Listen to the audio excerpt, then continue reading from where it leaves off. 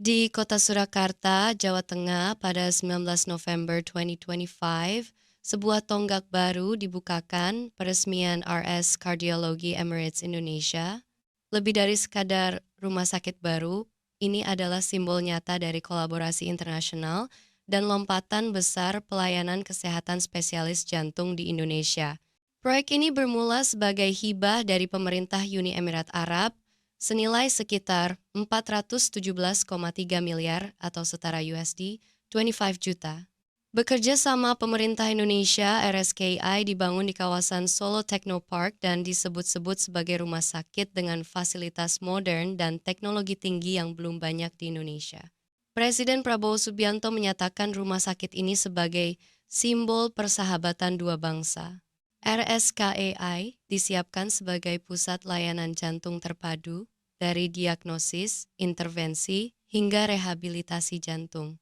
Fasilitasnya mencakup cath lab, hybrid operating room, ICU, rawat inap VIP, hingga pusat riset dengan kapasitas yang disebut awalnya sekitar 100,130 tempat tidur dan layanan bertaraf internasional.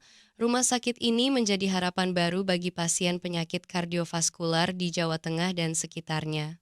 Selama ini, banyak pasien jantung harus ke luar negeri atau ke kota besar. RSKEI hadir untuk mempersingkat jarak dan waktu serta menurunkan biaya dan beban akses kesehatan. Peresmian ini bukan hanya soal bangunan atau peralatan. Ada beberapa implikasi strategis. Pertama, penguatan sistem kesehatan nasional.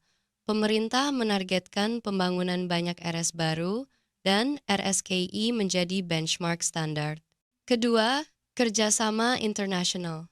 Hubungan Indonesia-UEA diperkuat melalui bidang kesehatan, bukan hanya ekonomi atau diplomasi. Ketiga, akses bagi masyarakat. Mulai dari pasien umum, termasuk yang menggunakan BPJS, bisa mendapatkan layanan spesialis jantung yang dulu sulit diakses atau mahal. Meski potensi besar, beberapa pertanyaan muncul. Bagaimana mekanisme tarif dan akses agar layanan tetap terjangkau rakyat, bukan hanya segmen menengah? Apakah SDM, dokter spesialis jantung, perawat, teknisi sudah cukup tersedia untuk operasional penuh? Bagaimana keberlanjutan pembiayaan dan pemeliharaan fasilitas agar tidak hanya monumen tapi benar-benar berfungsi untuk masyarakat? Kita menanti rumah sakit ini menjadi pelopor perubahan yang nyata, bukan hanya simbol, karena setiap detak jantung itu adalah nyawa, dan setiap nyawa yang tertolong adalah kemenangan bagi bangsa.